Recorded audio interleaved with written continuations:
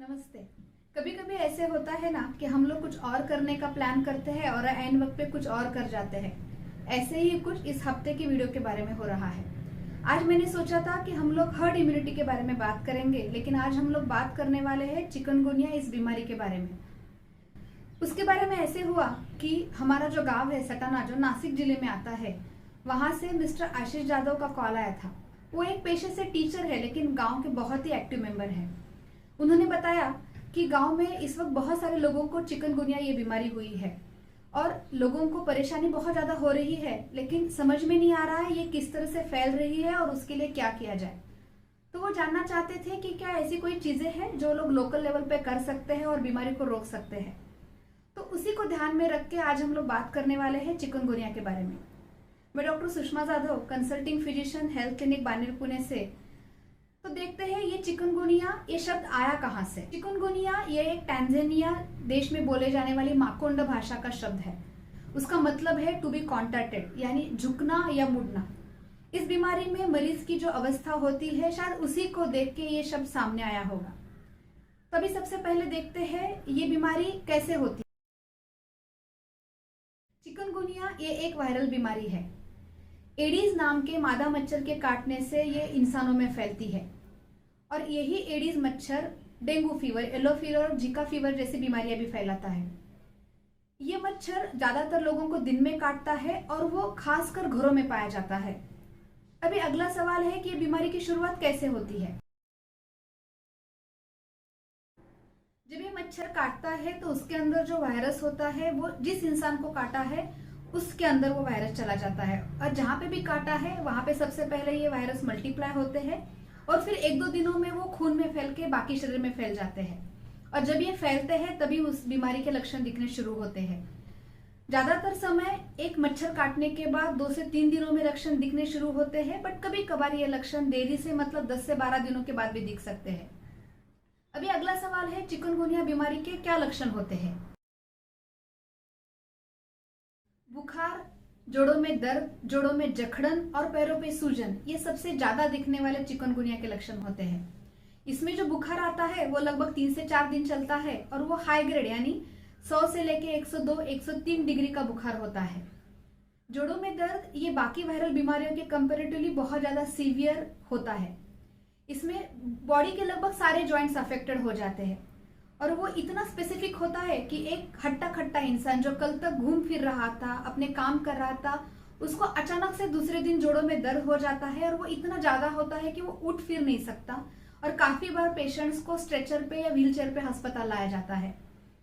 इसके अलावा पूरे बदन में दर्द होना, थकावट महसूस होना, कमजोरी लगना, पेट में दर्द होना, उल्टी के जैसे लगना या उल्टी होना, लूज मोशंस होना, बॉडी पे रैश आना, ये सारे लक्षण भी इसमें देखे जा सकते हैं। अभी अगला सवाल है ये बीमारी कितने दिन चलती है।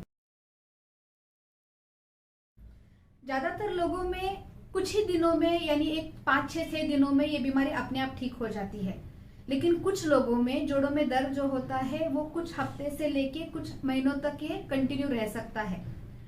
अभी अगला सवाल है इस बीमारी में जांच के लिए कौन से टेस्ट करवाने चाहिए। चिकनगुनिया इस बीमारी में जो टेस्ट किया जाता है वो है चिकनगुनिया एंटीबॉडीज, लेकिन कुछ मरीजों में बीमारी होने के बावजूद भी ये टेस्ट निगेटिव आ सकता है। हाँ, लेकिन एक मरीज में अगर बुखार, जोड़ों में दर्द, जोड़ों में जकड़न और पैरों पे सूजन, ये चिकनगुनिया के टिपिकल अगर सिम्टम दिखते हैं तो चिकनगुनिया के बारे में बहुत स्ट्रांगली सोचना चाहिए। अभी अगला सवाल है इस बीमारी का क्या इलाज है।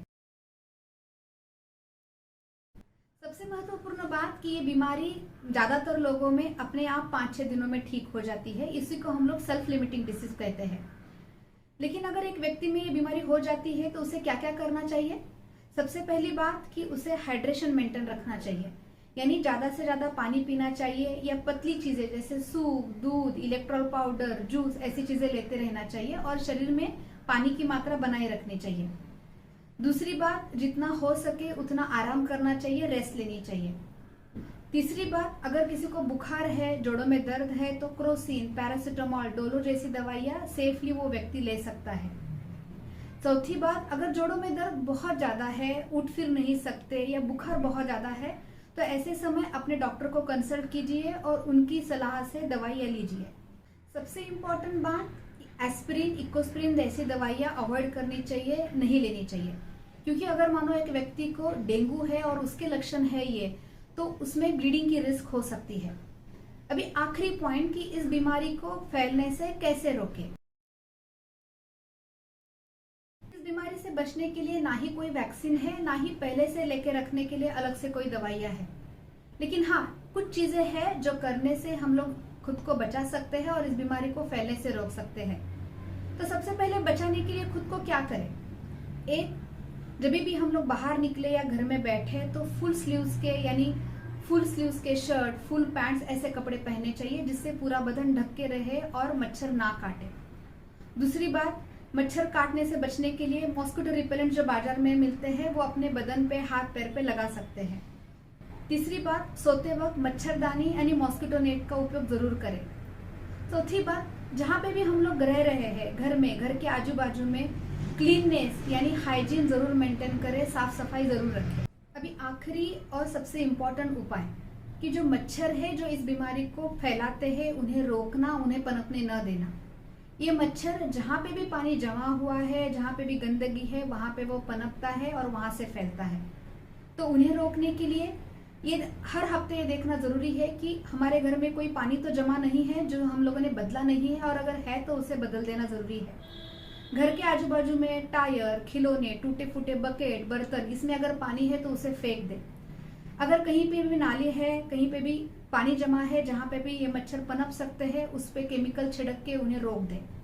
आज हम लोगों ने चिकनगुनिया के बारे में जो भी बातें की, मैं अपेक्षा करती हूँ उससे सभी को फायदा होगा इस बीमारी को फैलने से रोकने के लिए और बीमारी से बचने के भी लिए। इसके अलावा अगर आपके कोई भी सवाल हो गए तो हमें कमेंट बॉक्स में पूछिए और हमसे जुड़े रहिए। अगले हफ्ते मिलते हैं, तब तक टेक केयर।